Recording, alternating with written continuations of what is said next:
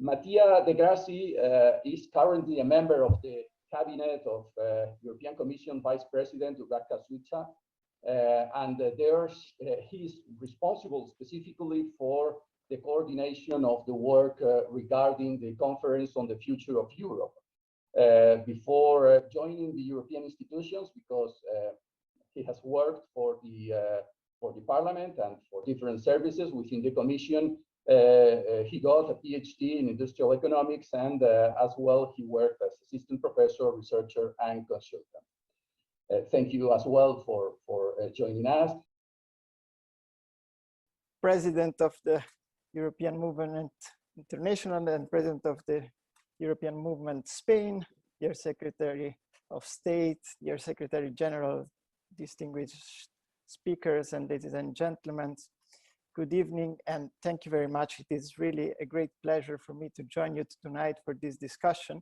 And I would like to thank in particular Professor Aldecoa Luzaraga for organizing this event, but also a whole cycle of events on the Conference on the Future of Europe already. As many the other speakers have mentioned already, this is a very, very special day for us and for the conference, because this afternoon in the European Parliament plenary, the presidents of the three main European institutions, so the Parliament, the Council, and the Commission, officially signed the joint declaration on the scope, objective, and structure of the conference.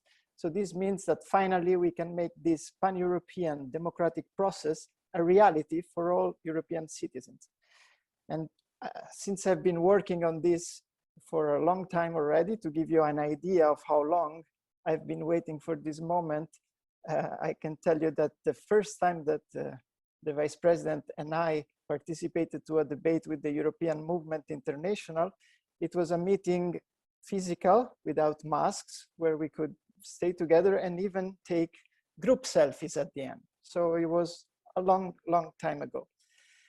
But anyway, the wait was worth it, I think, because this joint declaration is somewhat historic. For the first time, we have really a joint commitment of all the institutions to reach out to citizens, to listen and to explain, and crucially, to follow up on the concrete ideas that citizens will propose. Time is really right. I think that President Eva Meidel said it, and also the Secretary of State. I'll give you some statistics because we published yesterday an Eurobarometer, and we asked European citizens ahead of the conference an opinion. And well, 92% of EU citizens said that they would like their voice to be more taken into account more when we take decisions about their future. 3/4 consider that the Conference on the Future of Europe will have a positive impact on democracy. And we're very happy to hear that. But the most important is that 53%, so more than half of the citizens, say that they would like to get involved themselves in the conference. Irish are the most enthusiastic, more than 80%. And Spain is a bit below average on this, but still 41% of the interviewed would like to get personally involved. If we compare this to, we make the proportion with the population, is it like roughly 20 million of Spanish citizens? So the interest is really incredible. The Conference on the Future of Europe needs to allow all the citizens and all citizens from all corners of the Union to have an open, transparent, and inclusive debates on the issues that matter most to them. And the Secretary of State mentioned very important topics and asked about the value added of having the topics that we already are working on, the political guidelines or other themes. I think there should be no red lines because we need to see what the citizens would like to discuss. And especially we have experienced during the current year that the priorities of citizens can change very suddenly, because when we started 1 year ago, we would have never thought that health and healthcare would be at the top of the priorities. So I think we need to be as flexible as we can. Of course, the priorities of the Commission or of the Council will be sort of basic guidelines, because we also would like to ask citizens if they agree with what the institutions have been doing on these themes. But of course, other important themes like the State Secretary mentioned are more than welcome if citizens are consider them important. What is also very important and an added value, I think, is that debates will take place both at the local, regional, national, and European levels together, be it interactive dialogues, randomly selected citizens panels, or plenary sessions.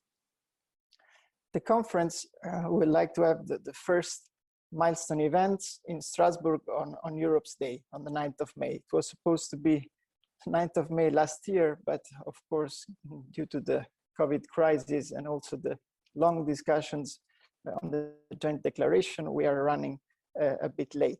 But the end point will still be in spring 2022. So this means that we have just over a year to make sure that all citizens can be heard. And in particular, we think that it's important to reach out to those who have less opportunities to engage with the EU. Once again, the State Secretary mentioned the regions that are more rural or where population is very low. These citizens need to be able to contribute as well.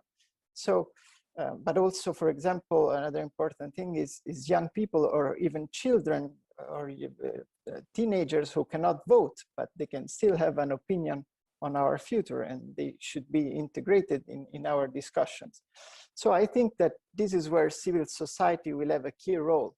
The institutions, being at the European level, but also at national level alone, will not be able to reach out to all the citizens in such a short time. And civil society organizations are the natural bridges between citizens and the institutions that serves them. So I think that you can really make a difference, organizations like the European movement, by mobilizing your networks across Europe, you can really help us to make this work.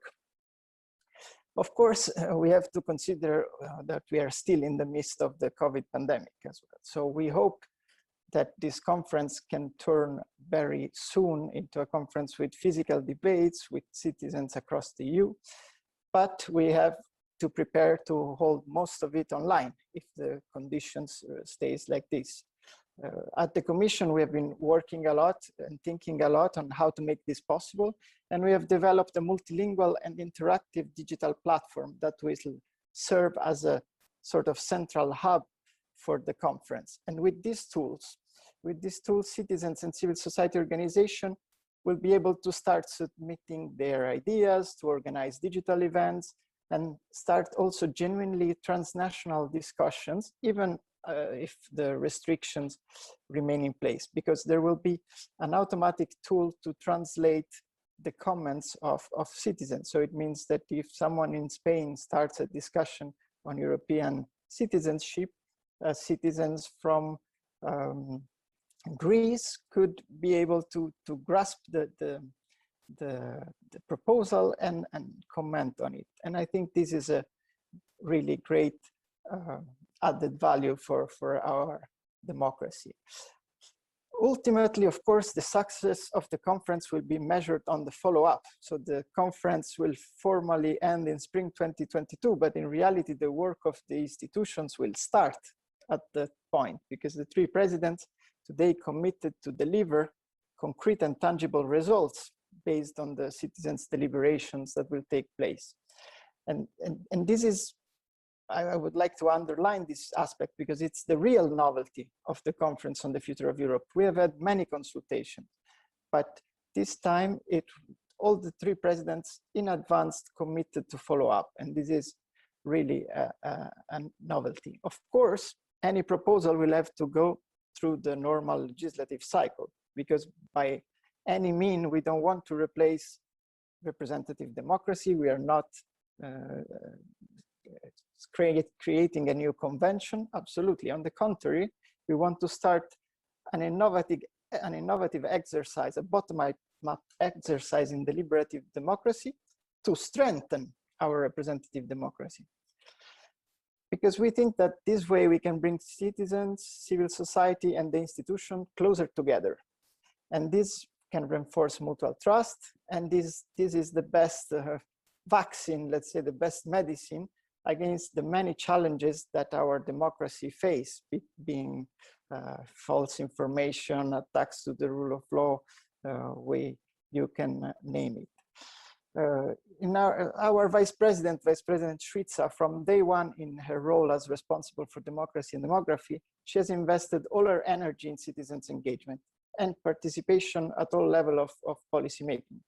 Prior to COVID-19, she was on a listening tour around the European Union, and she would always try to go outside of the capitals, and precisely in those rural areas and less populated areas. In Spain, she went to villages, and everywhere, especially outside of the capitals and in rural areas, she perceived a genuine desire of citizens to engage more. And they're saying what the European institutions do. And this is very important because in these modern times, with digital times, people feel that voting in election is, of course, the most important things, but also the space between election is important. And so this conference will give them an additional tool to engage. One last point before leaving the floor and then maybe replying to your questions is on the governance.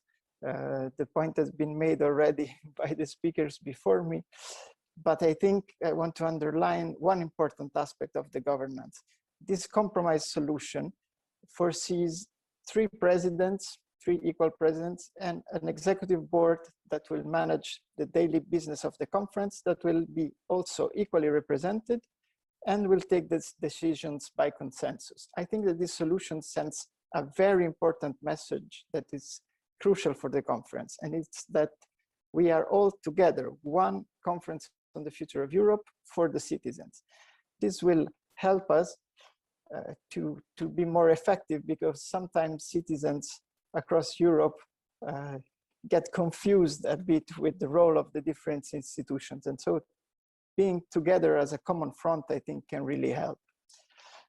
To conclude, really, I know that all your members, the members of the European Movement and the European Movement Spain, are as eager as I am to see the conference spring its wings and fly. You have always strived to put citizens at the heart of the European Union, and you also demonstrated it with this head start, organizing a full cycle of events. So I want to really thank you, and because I think with your help and with the help of other organizations, of business, of academics, of elected representatives at all levels, I'm sure that this conference will be a success, and we will make more and more citizens fall in love with the European project. Thank you very much.